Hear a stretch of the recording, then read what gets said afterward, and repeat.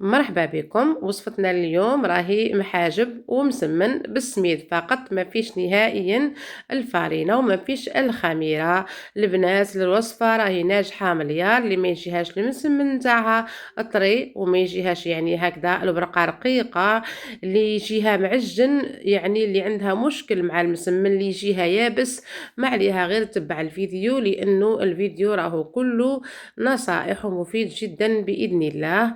قبل ما نبداو ما تنساونيش باشتراكاتكم في القناة وتعليقاتكم، وبسم الله صلاة على رسول الله. نبداو. شوفوا اول حاجة مع نوعية السميد لازم يكون هذاك الرقيق كامل الرطب اللي يصلح للمسمن. اذا اول حاجة انا هنا عندي كيلو تاع السميد غربلته. الكيلو تاع السميد هذا ما يعادل 6 كؤوس الى 7 من السميد نتاع حجم 220 ملي. عندي هنا كيلو تاع السميد وما نزيدولوش الفارينة البنات. نديرو مغرفة تاع الملح، مغرفة كبيرة تاع الملح بالنسبة للكيلو تاع السميد، ونصف مغرفة كبيرة تاع السكر. وهنا نجيب الماء، هنا راني عندي نصف لتر من الماء، ندير كمية فقط نطلق فيها ولا ندوب فيها هذاك الملح والسكر، ونبدا نمزج في السميد مع الماء والملح والسكر نتاعي. السكر البنات باش يعطينا هذاك اللون الاحمر اللي شفتوه في بداية الفيديو، يعني لون رائع جدا. نحاول اني نطم العجينه نتاعي غير بالعقل. البنات بالنسبه للعجينه ما لازمهاش تكون طريه، لما نبلوها المره الاولى ما لازمهاش تكون طريه بزاف، يعني لازم تكون شاده روحها هكذا، لازمها تكون قاصحه شويه على نتاع الكسره رخصيص. علاه نعملوا العجينه نتاعنا شاده روحها، ما نديروهاش طريه يعني بزاف، لانه لما كان نديروها طريه بزاف راح يجيكم المسمن نتاعكم يابس هكذا البنات. اذا نتمنى انكم تاخذوا هذه النصيحه بعين الاعتبار.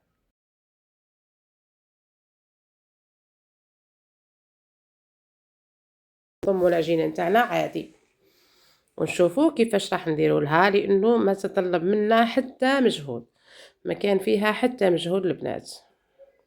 جداتنا كانوا يعملوا المسمن غير بالسميد، ما يديروش فيه كامل الفارينة. نطموا العجينة نتاعنا كما راكم تشوفوا، راني طميتها تحصلت على عجينة يعني طرية نوعا ما، تكون قاصحة شوية هكذا.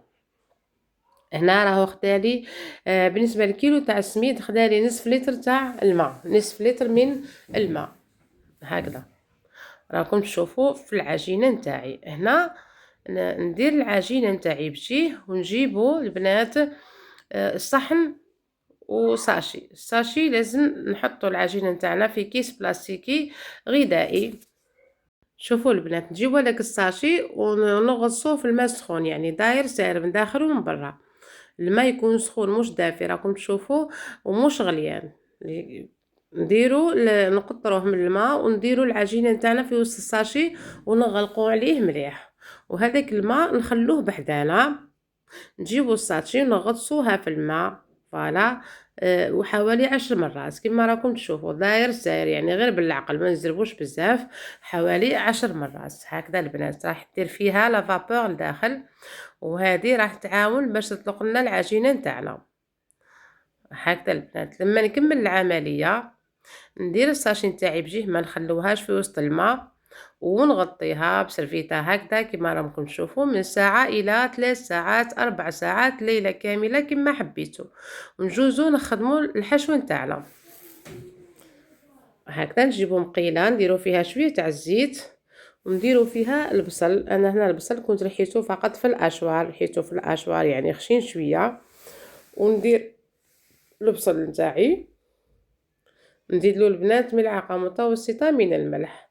ونشوفوا الطماطيش كانوا عندي 3 حبات طماطم كما راكم تشوفوا راني رحيتهم في الاشوار، وزدت لهم ملعقه من الفلفل الاحمر المرحي، وملعقه من الطماطم مصبره، الطماطم المصبره ملعقه كبيره. رجعت للبصل تاعي وحطيت له راس فلفل حار كما شفتوا قطعته دوائر، وزدت له الطماطم المصبره والفلفل الاحمر الحلو يعني مش حار، وضفت له الطماطم المصبره كما قلت لكم. بعد ما تقلى راكم شفتوه التكتوكه نتاعي الحشو راهو اختياري. نولّو العجينة نتاعنا، راكم تشوفوا كيفاش طلقت روحها البنات، ها هي طلقت. كاينين اللي يكتفيو بهذا القدر ويبداو يضيفوا في الماء. هنا نقول لكم هذا علاش تجيكم المسمن نتاعكم يابس. المسمن يا البنات لازمو يتعجن على الأقل 5 دقائق بهذه الطريقة. اللي عندها العجان الكهربائي تعملوا في العجان، اللي ما عندهاش العجان الكهربائي تعجن بيدها من 5 إلى 7 دقائق ضروري. البنات العجن نتاع المسمن ماهوش الضغط، ما لازمش نضغطوا عليه. شوفوا معايا، مانيش نضغط، راني نتحرك يعني كما يقولوا بسرعة، ما نضغطش على المسمن نتاعي، نديه ونجيبوه فقط حتى نتحصل على عجينة تولي تتلاصق. البنات راكم تشوفوا العجينة نتاعي تولي طرية كامل وتولي تتلاصق هكذا، تحسها كأنها بدات تطلق في الماء. هنا في هذا الوقت هذا نجيب كأس نتاع الماء من حجم 220 ملي، راكم تشوفوا البنات، ونحاول اني نحلها غير بيدي ونضيفوا الماء بالقطرات غير بالعقل ونعجنوا. البنات كما قلت لكم السر نتاع العجن نتاع المسمن ماهوش في الضغط، لازم تكون يدك خفيفة، ما تضغطيش على العجينة بزاف، تدي وتجيبي فقط. فوالا كما راكم تشوفوا، ونبقى على هذه الطريقة من 5 إلى 7 دقائق كما قلت لكم. وهنا العجينة نتاعي خدات لي نصف كأس من الماء هكذا البنات، ونبقى نعجن حتى نشوفها ولات لي طرية جدا وتبدا تشكل لي في الفقاعات كما راكم تشوفوا هكذا. لما نكمل ندير عليها شويه تاع الزيت كامله، هنا عفوا راني ما صورت لكمش، ندير شويه تاع الزيت فوق العجينه كامله ونبدا نقرص فيها بهذه الطريقه.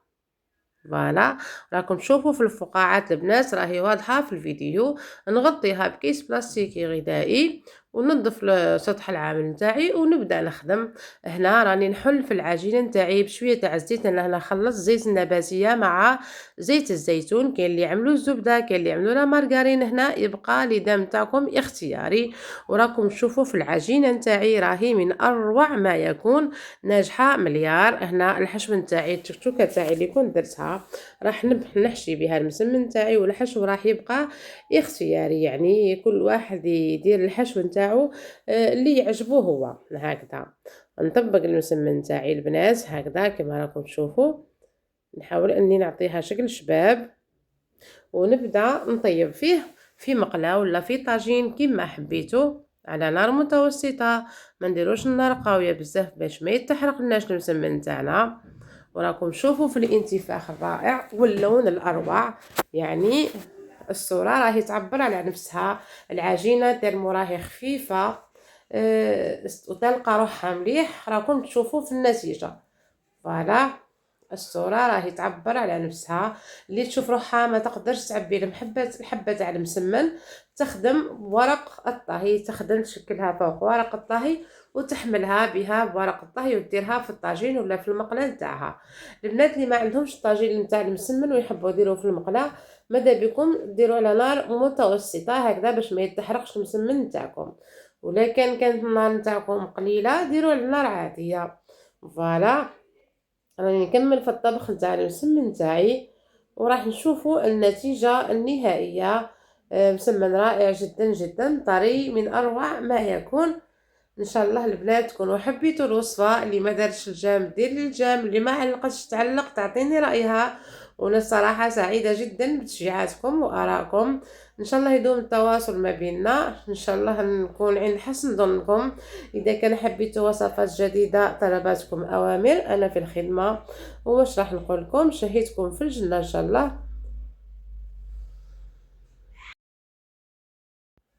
وها هي وصفتنا حاضرة البنات، مسمن من أروع ما يكون طري كما راكم تشوفوا فيه. يعني العجينة طرية وما هيش معجنة نهائيا. شوفوا يدي راهو يبان تحت الورقة تاع المسمن، يعني أحسن من هذه النتيجة ما كانش صراحة. نتمنى أنكم تجربوا الوصفة. واش راح نقول لكم شهيتكم في الجنة إن شاء الله. ان شاء الله تكونوا حبيتوني وحبيتوا قناتي. تهلاو في رواحكم، تهلاو في القناه ديالي بالتعليقات ديالكم وبتشجيعاتكم هكذا واشتراكاتكم في القناه. نتلاقاكم بخير وعلى خير. السلام عليكم ورحمه الله.